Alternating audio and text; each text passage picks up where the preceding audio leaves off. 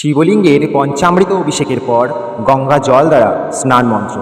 ওং ত্রয়ম্বকং যজামহে সুগন্ধিম পুষ্টিবর্ধনম উর্বারুকমিব বন্ধনাম মৃত্যুর্মক্ষীয়মামৃতাৎ। ওং তৎপুরুষায় ধীমহে মহাদেবায় ধীমহি তন্নো রুদ্রো প্রচোদয়াৎ। ওং শিবলিঙ্গে বিল্লপত্র দেওয়ার নিয়ম এবং মন্ত্র। শিবলিঙ্গে বিল্লপত্র জল সহিত নিবেদন করতে হয়।